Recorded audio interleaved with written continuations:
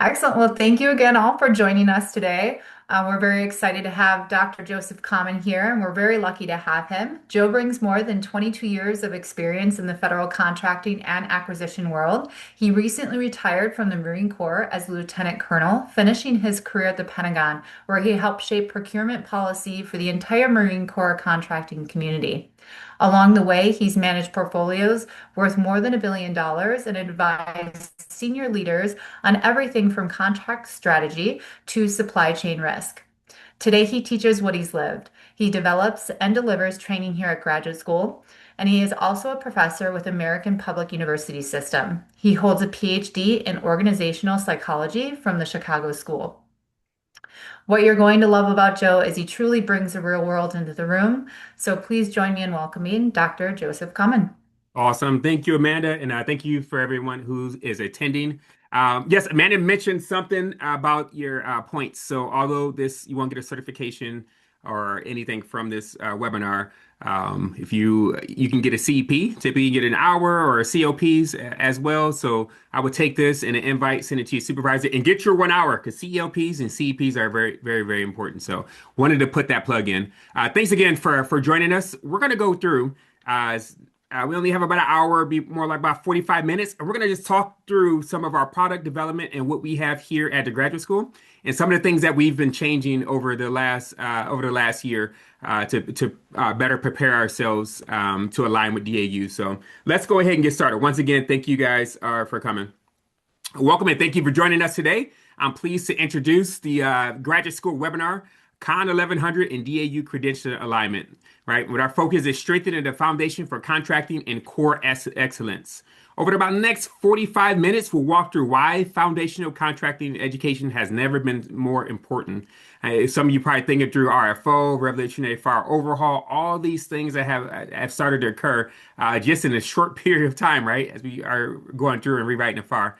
All right, we'll talk about how Graduate School USA's Con 1100 contracting 1100 course aligns to the Defense Acquisition University credentialing model, and how the foundational reinforces performance across the entire acquisition workforce, including our already DAU credentialed contracting officer representative course. So we already have a course that's been credentialed by DAU. Now we're getting even more on board. Why? Because for those our acquisition professionals is going to help you in your credentialing.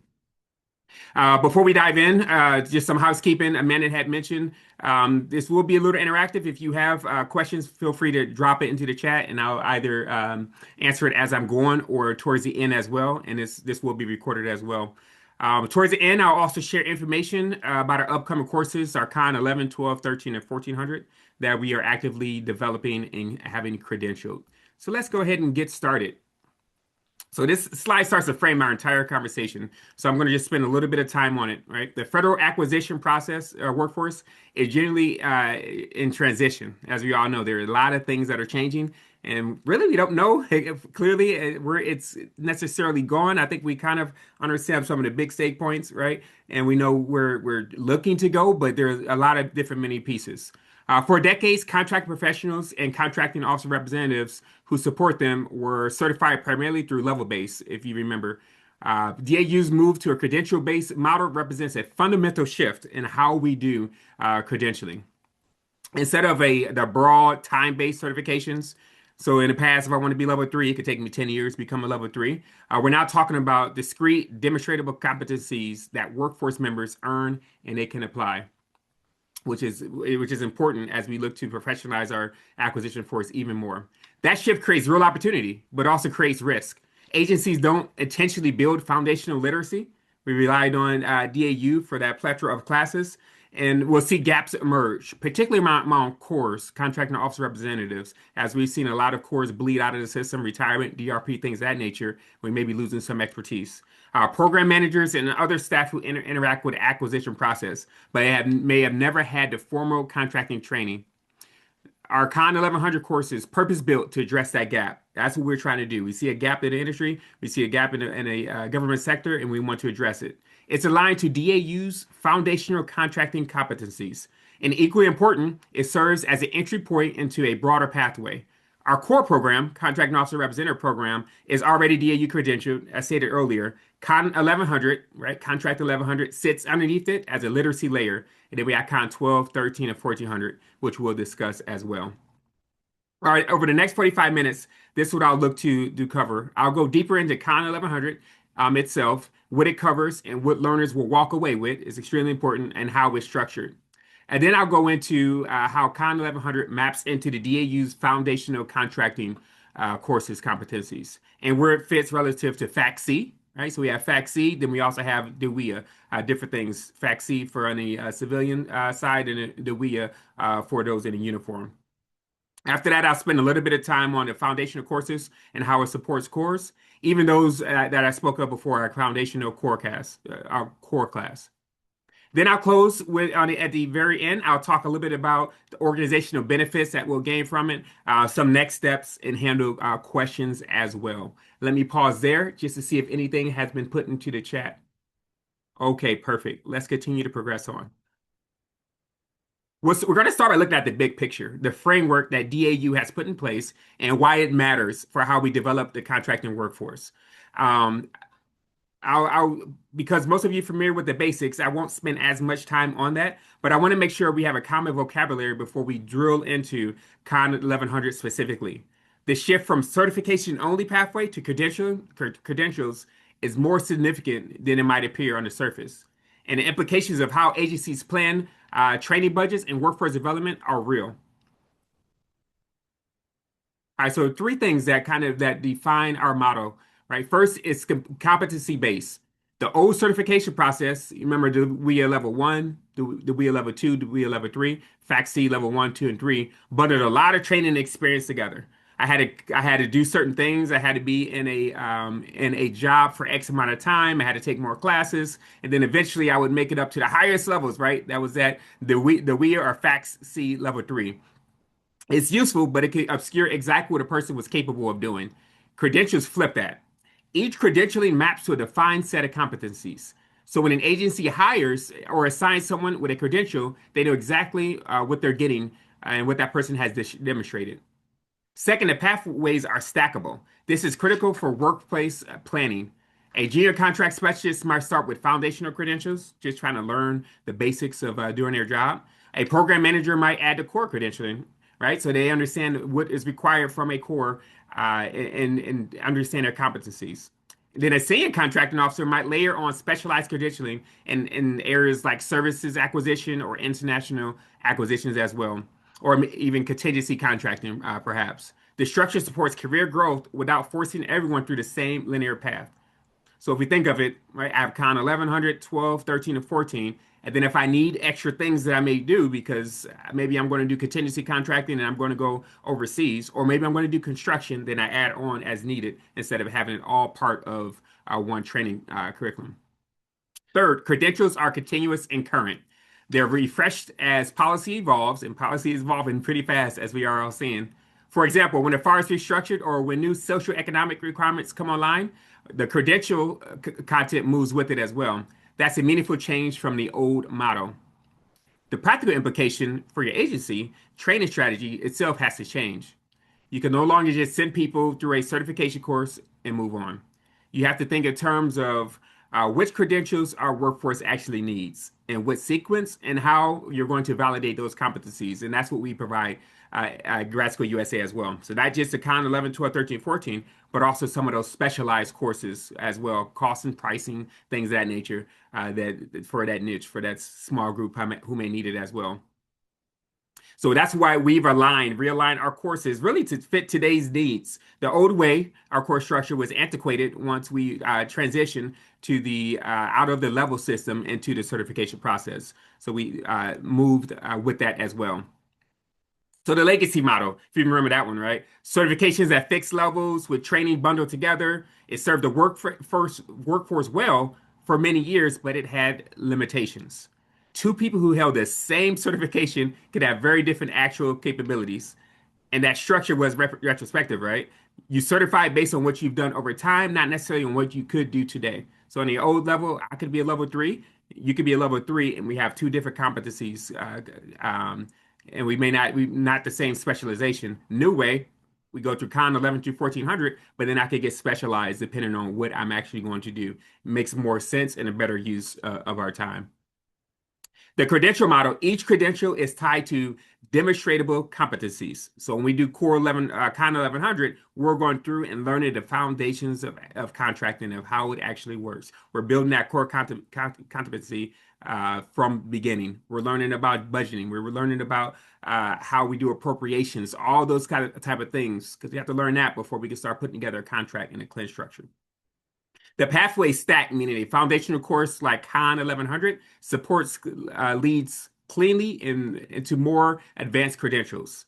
There's transparency. An agency leader can look at their workforce and see exactly which competencies are well represented and which may have gaps. And the credentials are kept on current as a FAR OMB policy and acquisition practices evolve as well. So when you think of what is the implications to your agency?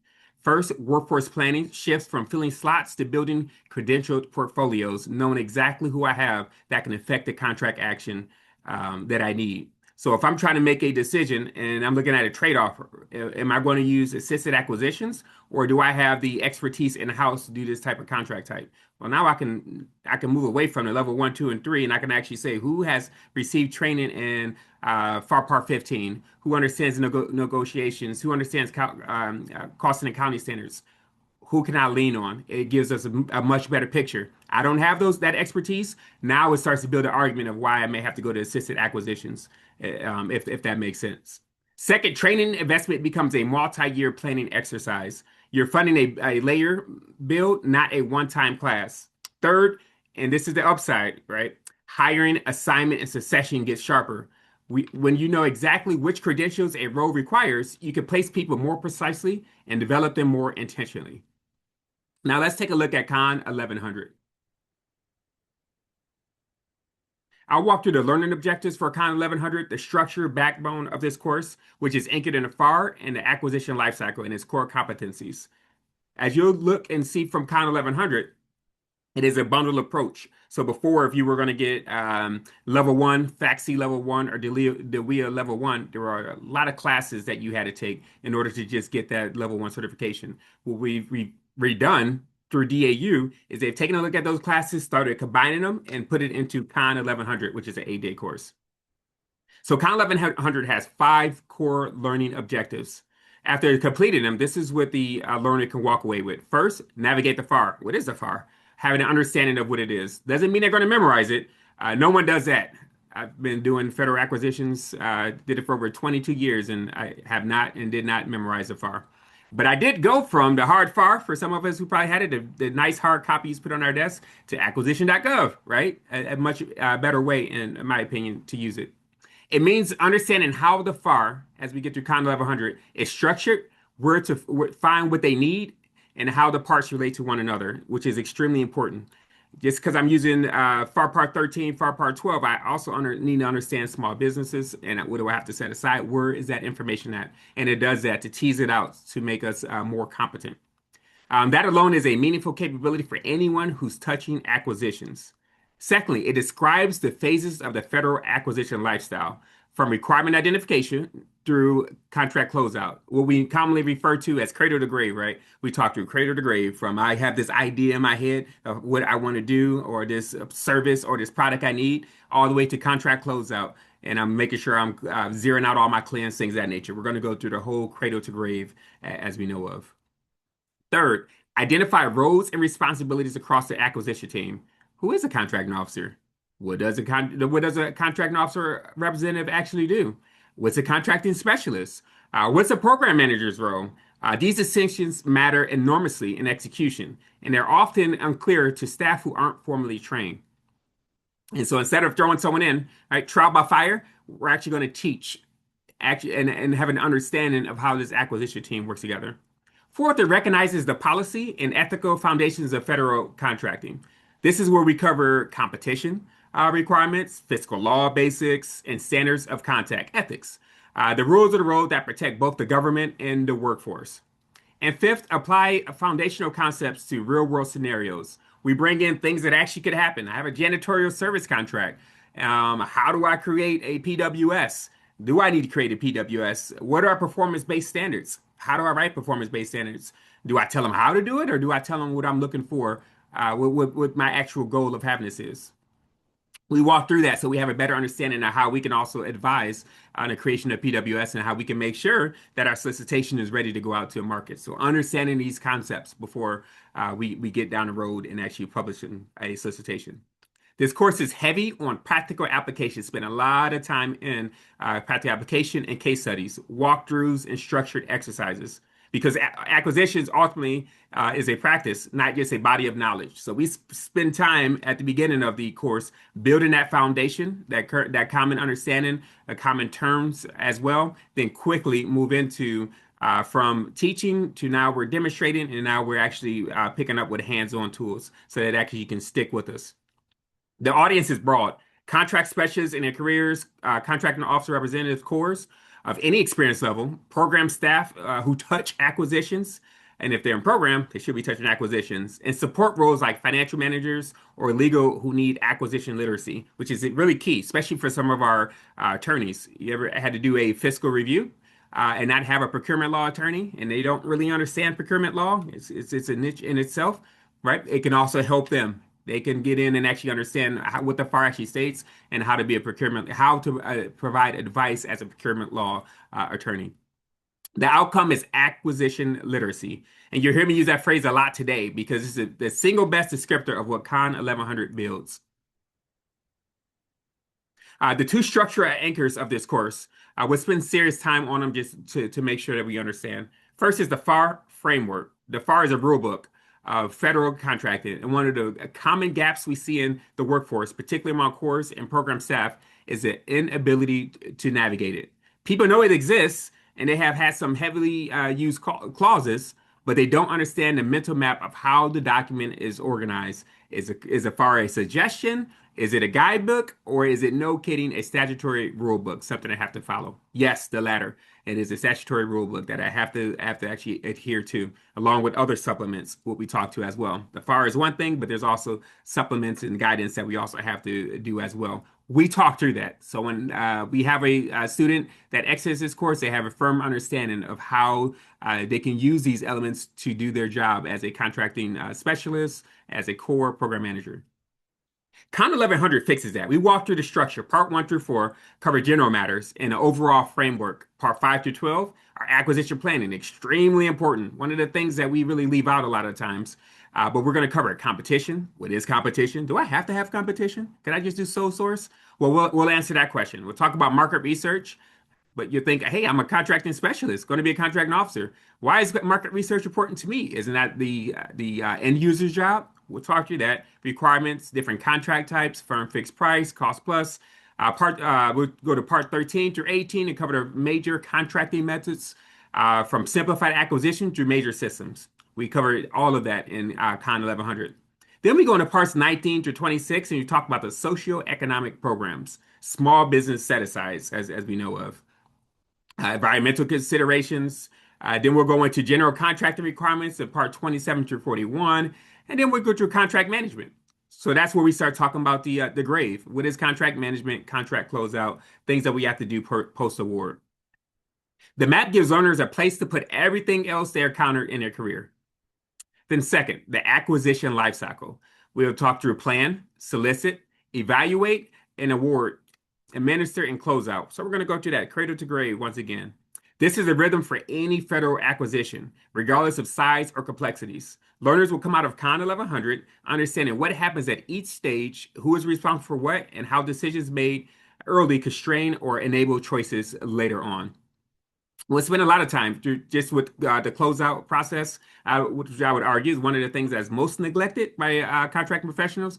And we'll talk about why, right? We have a caseload, we have all these requirements we're working, and we're just trying to move on. Once a contract has been awarded, most contracting officers are moving on to the next thing, and we can have contracts that haven't been closed out for years. So that's one of the things that we talk about and ways that we can navigate through that. And then here are the 6 core competencies areas this course is built around. I'm going to talk you through them, not just because they describe the course content, but because they're a basis for a DAU alignment we'll discuss in this section. Regulatory literacy is ability to read, interpret, and apply FAR provisions in context. Not memorization. We are not trying to do that. Interpretation is what we're looking for. That's harder than it sounds, and it's the foundation everything else rests on. Now, when we exit Con 1100, are we going to say that these students will be the best at interpreting the FAR and looking at different situations? No, but they'll be more dangerous than when they started. It takes time, as we all know. It takes time as a acquisition professional to build up that experience in order to offer that salient guidance. But if we don't start with a good foundation, then we're doing it all for naught. We're going to make mistakes that we could potentially avoid. Then we'll talk about the acquisition planning requirements definition, market research, and how to choose the right acquisition method for the situation. Well, am I going to do simplified acquisition? I don't know. What's the total dollar value of the contract? Am I going to do a firm fixed price, a cost type? I'm not sure. What is it that we're looking to do? Is it R&D? Where's our risk? We'll talk through that. This is where good acquisitions are won or lost, and most workforce members never get formal training in it. We'll talk about when do we discuss this? Is it are we talking about this at post-award? No, can't do that because we have to make sure our solicitation actually references the contract type we're going to have. Are we doing it in the planning? We probably should have to understand our requirement to figure out which structure that we actually want to use. Contract types and methods recognize how contract structure aligns with risk and the nature of requirements. We spent a lot of time on that. Which one's most risk for the government and which one's the least risk? Firm fixed price, right? So why a firm fixed price contract for a clearly defined commodity, but a cost reimbursement contract for research? Well, I want to do cost reimbursement. There's some talk out there as well from the federal government about doing cost reimbursement type contracts. There's a lot of heat there. There's a lot of oversight when we're doing cost reimbursement. So we use that real world examples. I love when we do these courses, we look at what's actually going on, right, in the government sector, some GAO reports and some findings, executive orders, and how they're evolving things as we go. So we may be a day two of this, and maybe in our literature at this point, we didn't have an executive order. Now we see executive order has been signed, and it says no more cost reimbursement type contracts, right? So then now we're going to discuss what that means, and is there a way to still do it? Can I do some type of exception, J&A? I'm not sure. We'll talk through that.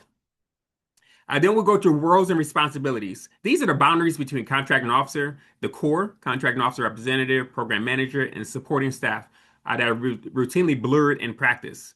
Why are these people part of an acquisition planning team? What do they offer? Do they need to be there?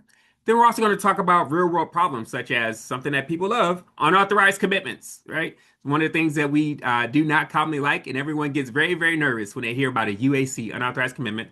We'll talk through scope creep. How do I make a scope determination as a contracting officer? We'll talk through that a little bit. And some oversight gaps. And then we start closing out a little bit with some of the ethics and standards. It's paramount throughout the entire course because we have a fiduciary responsibility as contracting officers in particular, specialists as well. We'll talk through this is the integrity layer, conflict of interest rules, how that works. If I have a conflict of interest, does that mean I cannot be involved in an acquisition? What do I do? We'll talk through procurement integrity. Do I just take someone's proposal that was provided to me, and do I scan it into ChatGPT and tell ChatGPT to do my source selection board? Am I violating anything here? We'll talk through that a little bit. Standards of contact, fair dealing with officers, things of that nature. We'll go through to make sure that we have a workforce that is clearly prepared. Now we'll go into this section and we'll talk a little bit about how Con 1100 sits in DAU's competency framework.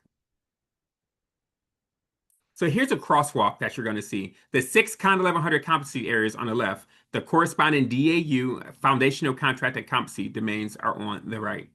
Regulatory literacy aligns to DAU's FAR framework and federal acquisition policy competencies. Acquisition planning aligns to contract and development and acquisition strategy. Contract types and methods aligns to contract types, selection, and method of procurement, kind of as we talked a little bit about before. But I want to be clear what that means. Con 1100 isn't just topically related to DAU's foundational framework. It's built to support it. The course's design starts from DAU competency definitions and work backward to learning objectives, contents, modules, and assessments. That's the alignment relationship. So when we at Grad School USA started developing our curriculum, we sent it to DAU, which is a governing body that certifies. So when we walk away from this course, you go back to DAU, and now you have your certification to move forth. So it's not a standalone program. It is something that's actually backed by DAU. For agencies, the practical implication is that staff who complete Con 1100 emerge with a foundation that fits cleanly into the DAU credential pathway to eventually get certified as a contracting professional. They've covered the right material in depth and with the right framing, making it easier for them to move on to the next credential for their training records to demonstrate. This is not intentional, not accidental. Grad School USA has structured Con 1100 specifically to support DAU foundational framework. That's the value proposition. Now let's talk a little bit about, we kind of delved a little into Fact C and the WEA pathways. We'll talk about both of them. Which is important is Con 1100 isn't just defense only. There are some examples in the curriculum that will talk through some defense type of contracting. And it's not only for civilian only as well. It's not just 1102s or uniform. It supports both major federal acquisition pathways and it supports the uniform pathway as well. First, the Federal Acquisition Certification and Contracting, which we commonly call FACC, which is a credential pathway for civilian agencies, contract professionals. Con 1100 sits at the foundational tier of the structure. For agencies under FACC, sending earlier career contracting specialist course and acquisition support staff through Con 1100 builds a credentialed foundation they'll need as they progress. So you'll see as we go to the other courses, we progress. We have Con 11, 12, 13, and 14, and it is built that way for a reason. Have to have the foundations before we can jump into more advanced. It also complements our DAU Credential COR program. Agencies get coverage for both the 1102 workforce and the COR community as well. Second, then we have DAUIA. What is DAUIA? DAUIA is the Defense Acquisition Workforce Improvement Act. It was signed by the Secretary of Defense at that time, Secretary of War now, and it has parameters that it puts in place for the Department of Defense acquisition professionals. It establishes funds, a training curriculum, things of that nature, and the credentials. It governs DoD's acquisition workforce. Con 1100 maps directly to DAU's contracting foundational competencies. Which are the same competencies that anchor the DAUIA credential structure. For DoD components, Con 1100 is particularly useful as a structured on-ramp for civilian staff joining the DoD agencies. To understand the DoD acquisition environment and for workforce members, refreshing on the foundational layer before pursuing more advanced credentials. So go to foundation first, and then we start to bridge up. So we really want to start here as someone who is new into the acquisition field. Now, the unifying point, one foundation, two pathway destinations.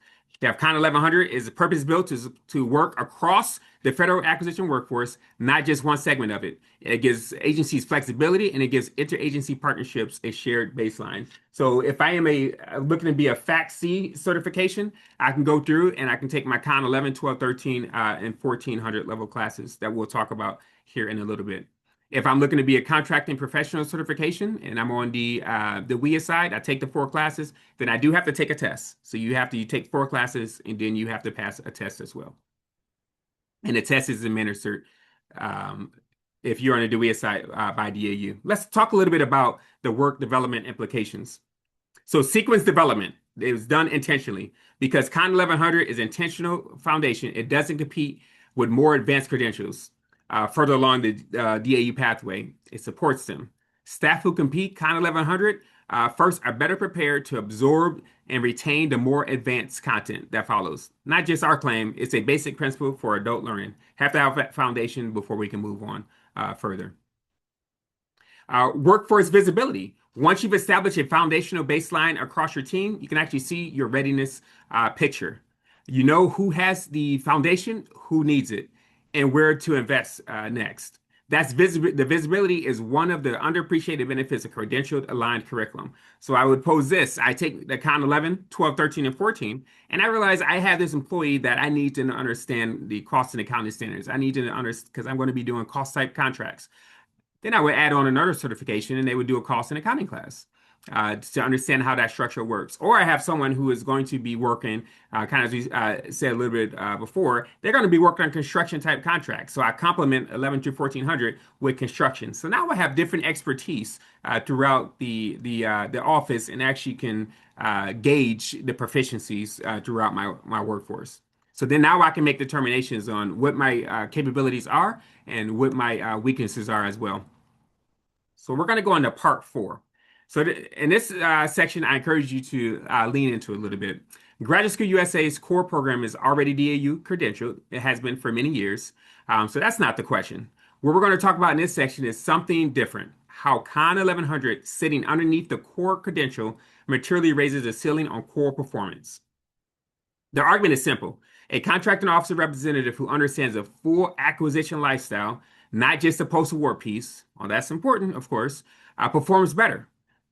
Fewer mistakes are made, escalates more appropriately. If there's something that they know that needs to go to the contracting officer, now they know they need to do so because they have the foundation level courses, and now they're bringing this up before we run into performance type issues. And creates fewer downstream problems for the contracting officer. We'll walk through specifics over them over the next couple of minutes. So here's a core argument really of this section. Credentialed, not always fluent. That's the gap many agencies face. The DAU core credential, which our core program supports and which is excellent, focuses correctly on the core specific responsibilities, surveillance, documentation, acceptance, modifications, recommendations to the contracting officer, things that a core does. What it does not cover, what it does not deeply cover, because it's not its purpose, is the broader acquisition context, how the contract got written the way it did. Right? So we're trying to address this. We have core sometimes, and this happens all the time. How do I become a core? Well, I guess I was the only one standing at the time, or I was the only one in the room when someone turned around and they said, "Guess what? You're going to be a core." That happens quite often.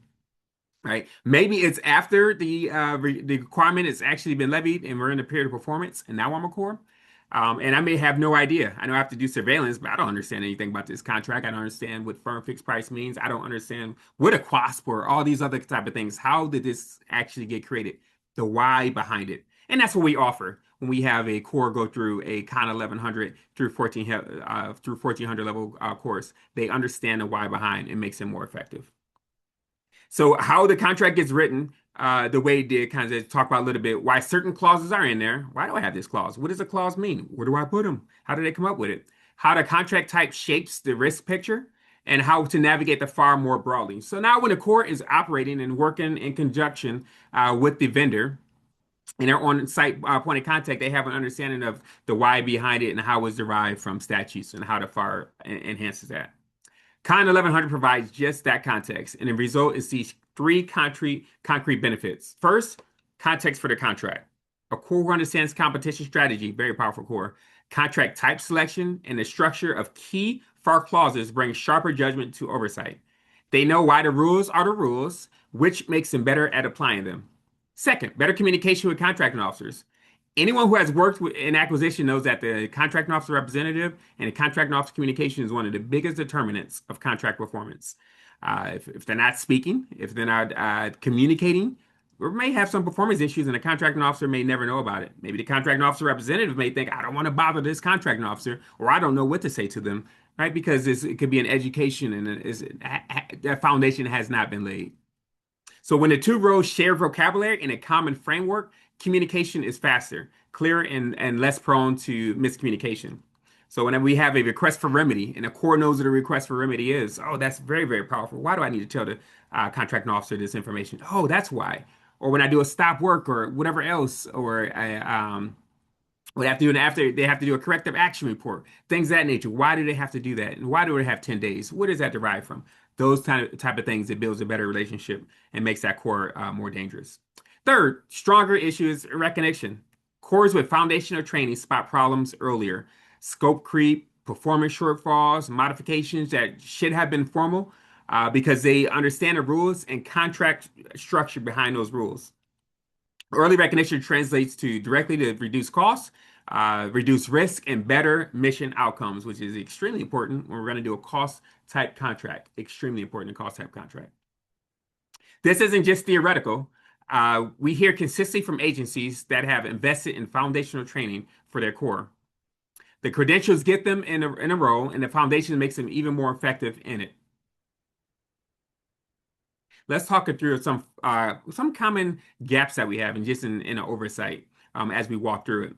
So let me name just four most common oversight gaps we see, the ones that cost agencies real money and real mission impact. So we'll start with the first one, which I'm sure we have all heard before, scope drift, right? Scope drift. We tie this back to scope determination. Is it in scope? I want to do a modification to the contract. Can I do a modification to it?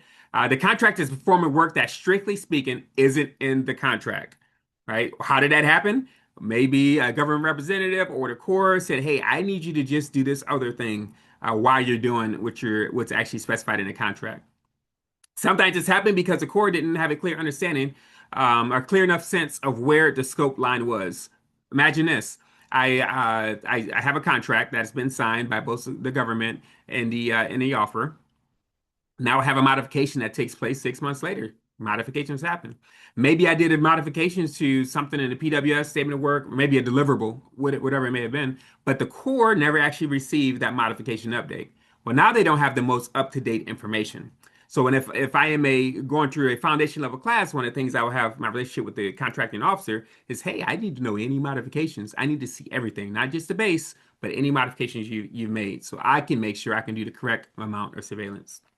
The work seems related. The contractor's willing. The mission needed it, right? Because that's usually the argument. The contractor said they can do it. The end user said they really needed it. There is a benefit to the government, but it crosses a line. And how the agency has a problem that may include unauthorized commitments. Now we go into ratification questions and budget consequences because there wasn't a clear understanding. Late modifications we commonly work with. A change is needed. The requirement has shifted. The timeline has moved. The performance metrics has been updated. All things that we may deal with. A train core recognizes that early and recommends a modification to the contracting officer before performance diverges from the contract. And under train core may not see this until divergence has already happened, at which point the modification becomes a cleanup exercise rather than a forward-looking change. So how can I be introspective? How can I look and see things that are on the horizon and provide and be the eyes and ears for the contracting officer, and also make sure that I take care and keep the government out of any undue risk? Then we talked about one an area that you see there probably sticks out, makes everyone nervous. Everyone gets nervous by it, and they're called unauthorized commitments. This one is painful. Are unauthorized commitments avoidable? Yes, yes. 99.9% of the time, unauthorized commitments are avoidable. A core trying to be useful, right? They want to be helpful. They tell a contract, yes, go ahead with that. Move forward. We all know that the contractor is going to say yes because they know they're going to get paid, right? When only the contracting officer has authority to direct that work. So that's one of the things that we talk in ad nauseum about. What is an authorized commitment? Who can obligate the government and who cannot? When in doubt, ask the contracting officer. The contractor performs in good faith, right? Because they were asked to do it. Maybe they didn't know. Is their excuse, and so they perform in good faith. And now the agency has to deal with a ratification process, potentially adverse audit findings, and strain a contracting officer's core contract relationships.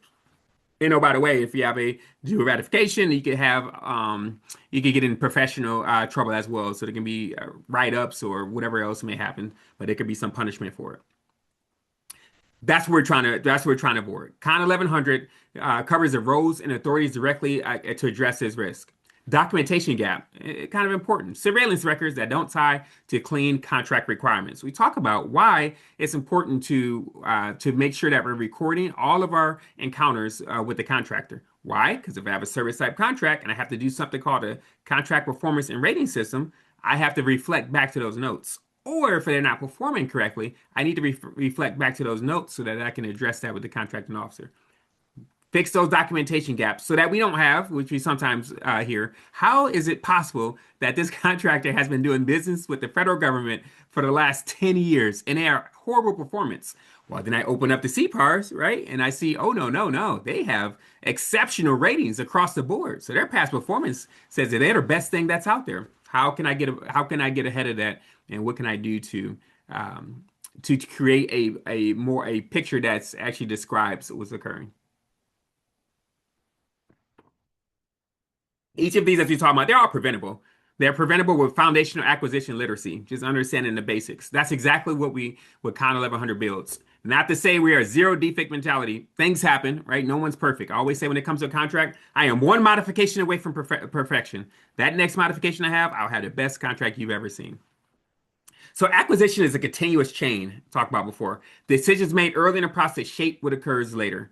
And cores operate at the end of that chain, often without visibility into how the early decisions were made.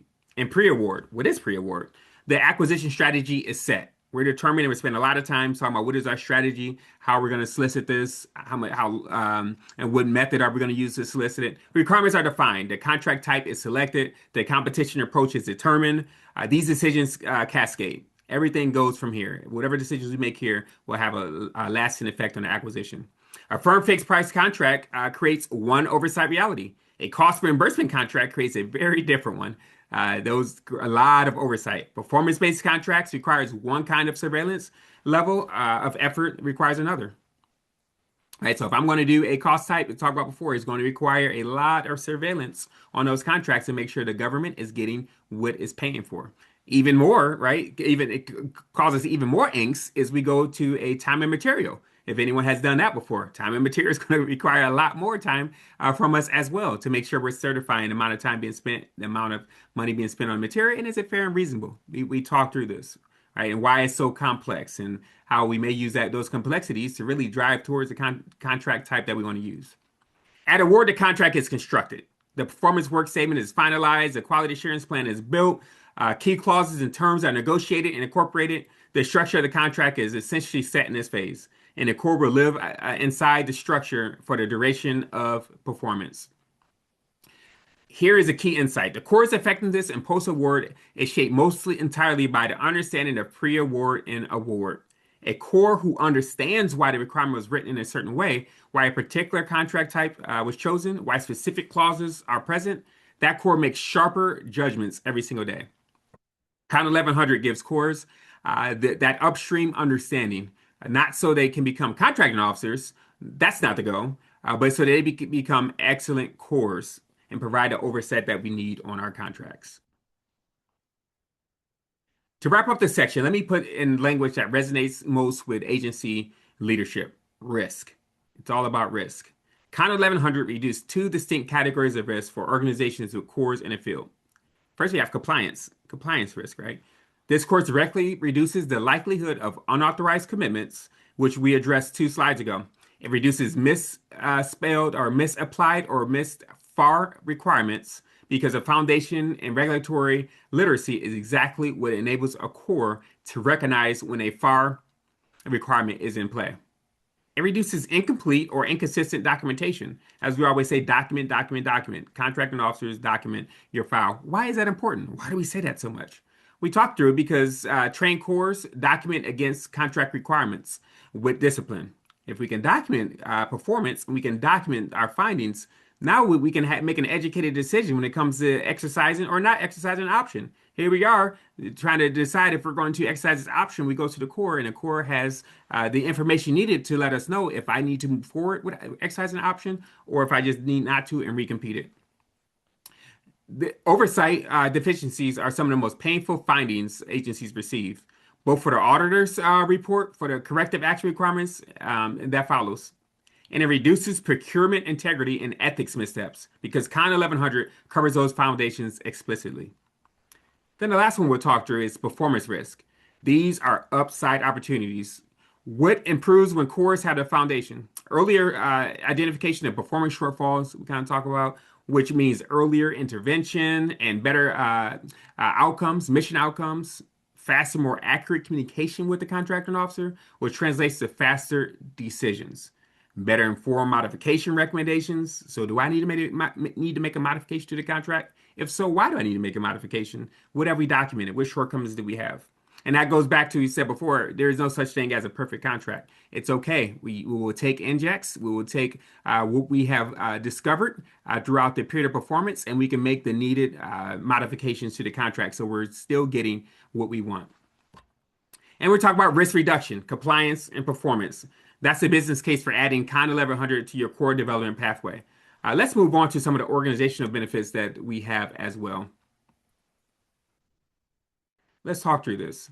So we have 4 benefits that provides return on our actual investment. Improved contract oversight, extremely important. We got to make sure that the money that we're spending is going to the correct place, is being applied, is being used. We have a fiduciary responsibility to do so. We cover this in depth in the core section. When foundational literacy is widespread, the agency's oversight posture across its entire contract portfolio improves. Every contract benefits, not just a high visibility one. Standardized acquisition knowledge, right? We love a standardized process in contracting. That's why we have a FAR. That's why we have the uniform contracting format, things of that nature. We like formalization. We like standardization. This is undervalued. In agencies without structured foundational training, acquisition knowledge spreads through informal channels, mentorship, observation, trial and error. And I've seen this firsthand where they don't have a formal way of doing it. And so maybe you're just taught by someone else who's in the office who may know a little bit about it. Maybe they weren't trained the proper way, but they're going to give you all that they have to provide you with their training. And so we may not be setting up our contracting professionals, our cores, our PMs in a correct way if we're not providing with that foundational level training. So then we may reinforce some of the errors that we may have. Stronger core, contracting officer representative, and contracting officer communication. Communication is the cheapest, highest leverage improvement in any acquisition organization. Some of the best contracts that I've had, and some that had the best performance throughout the duration of it, is when I had a good relationship with the core and a good communication back and forth. You can catch things early on instead of waiting till the problem's too big, and we're talking about having to terminate it potentially.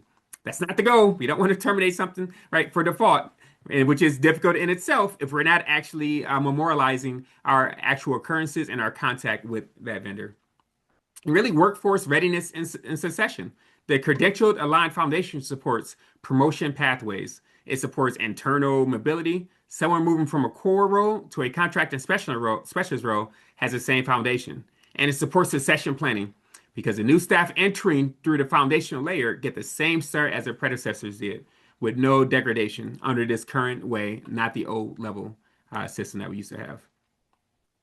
So in this final section, we're going to go through and see how all of the con classes are all set up and how it allows us to effectively credential contracting professionals, cores, and PMs.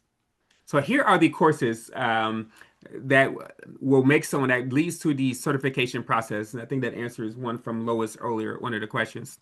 Here's a long-term picture for our DAU aligned contracting curriculum. You have Con 11 and 1200, which is available now through Grad School USA.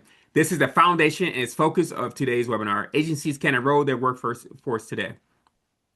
Con 13 and 1400, we're currently in development of it. Each one is being built to the same standards as Con 11 and 1200. Competency anchor and designed to support credential pathway. Con 1200 focuses on acquisition planning and source selection. So we spend a lot of time just going through of what is acquisition planning. We should spend most of our time whenever we're creating some new, buying a widget, or we're going to have some type of commercial service or whatever service we're looking for. We should spend our time in acquisition planning. What is acquisition planning? That's when we actually find out what problem are we actually trying to solve. And what are we currently using? Is there anything in place? Are there any gaps that are out there? We want to spend a lot of our time in just acquisition planning.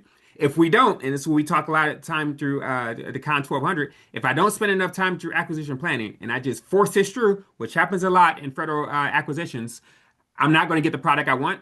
Then I'm going to get into the period of performance, which a lot of times happens. And then I'm hearing, hey, just make it work. Just tell them to do this. Let's just do a modification. We didn't know what we didn't know. Let's add that in. It may be out of scope, right? So we talk about the necessity of contract planning and then source selection, right? Anything from technical evaluation to source selection board.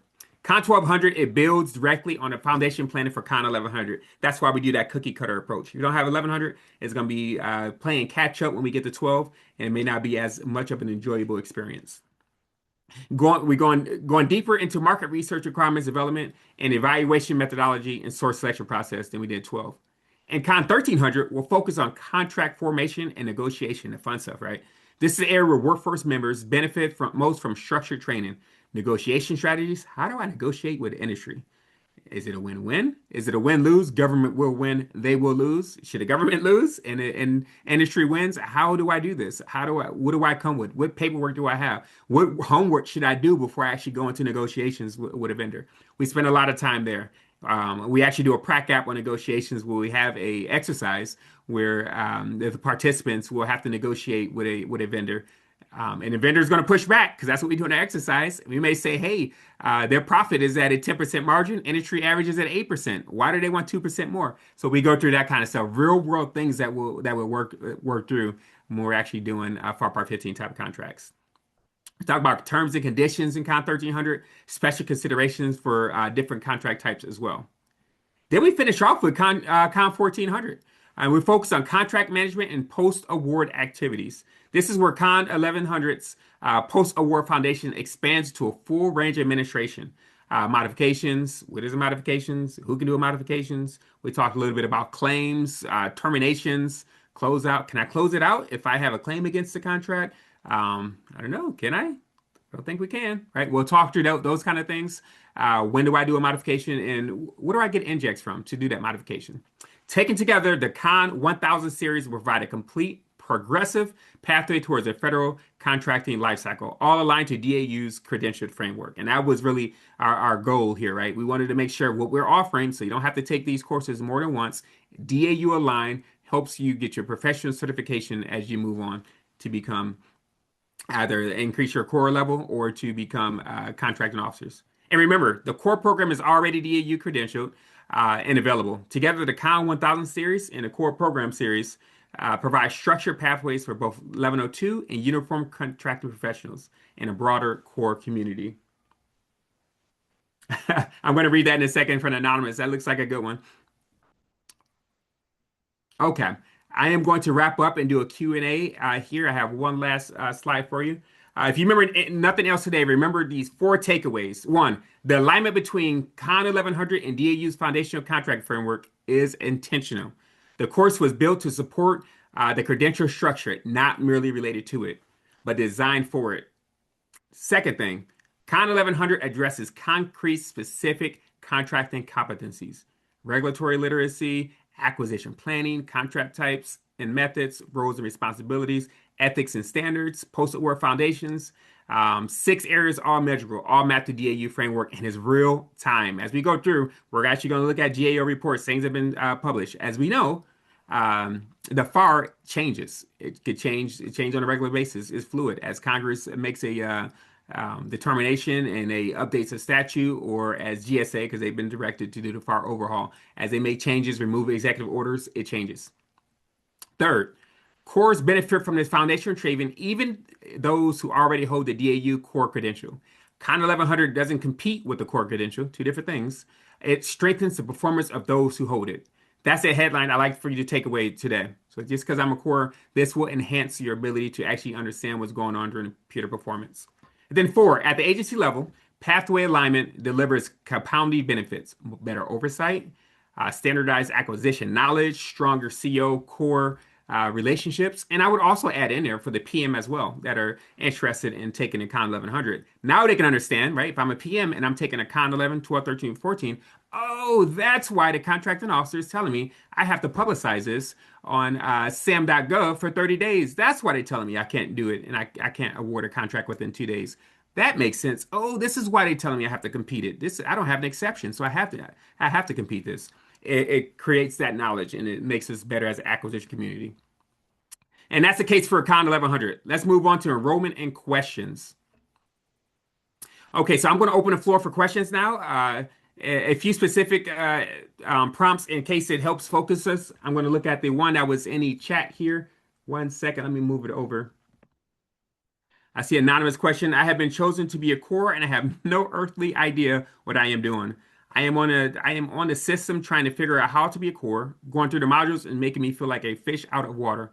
I am sure hoping they allow me to take these courses. From what I have been told, there was a class that other course had a trainer that and was trained. Training myself is not working for me. Yes, you are one of the people that we would highly recommend attend this. Sharpen your skills as a core. It happens all the time. You're not alone. My actual first assignment, when I was one of those people, just walked in the room, and I guess I didn't put my finger on my nose and didn't say not it. Became a core for a large generator contract. Didn't know anything about generators. Didn't know anything about preventive maintenance, but there I was, had no idea what was in a contract, and I had to learn this exploratory learning. Not the best way to have to fall into being a core, but it's just reality for a lot of people, and that's what we aim to do, right? We'll take the Con 1100 and actually break things down using real world experience, and also from our participants as well. Good question. Thank you for adding that in there. I am an auditor and may start auditing contracts. Will this course be beneficial? We need to gain a good base of pre-award and post-award.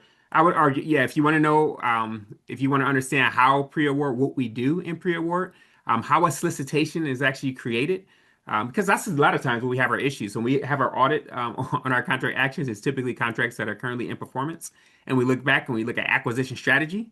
Why was it not properly developed, or how come it's lacking a strategy? You're doing FAR Part 15, but you never did a source of salt, or you never did a vendor day, or you never did any of the market research you should have. It'll make you smarter as an auditor, because now you ask questions, because now you have FAR base.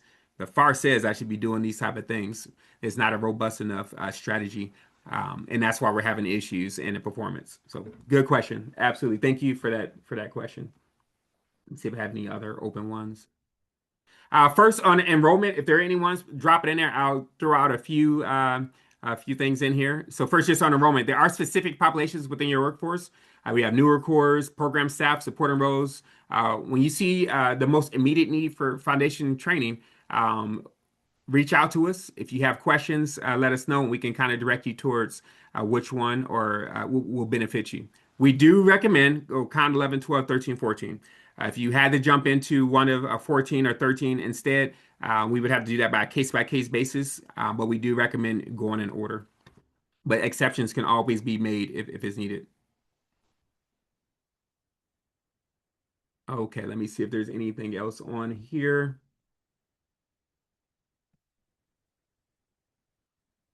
Well, once again, thank you for joining us today. We're genuinely excited about this role, the curriculum place in supporting the federal acquisition workforce. That's why we're here to improve competency, right? And we look forward to partnering with your agency as you build out your DAU-aligned training pathways. Um, we will follow up with you.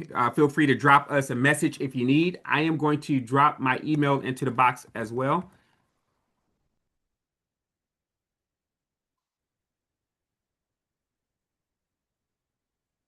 Okay, I dropped my email. I don't think I sent it to everyone. Oh, I got you, Joe. Okay. Okay, I think. Oh, thanks, Amanda. Appreciate it. Yeah, anytime. But if you have any questions, feel free to reach out. I love acquisitions, everything that has to do with contracting officers, cores, work with PMs, things of that nature. Feel free to drop me a message, and I am more than happy to assist. I will yield my time back to Amanda, and thank you for the opportunity. No, great job, Joe. Thank you so much. Such awesome information, full of content. Thank you again, everyone, for joining us, and we hope to see you again in the future on any webinars that speak to your interests here at graduate school. Again, this will be recorded, so you will have that at your leisure when you would like to reference that again. And I hope you all have a great end of your week. Thank you again. Thank you.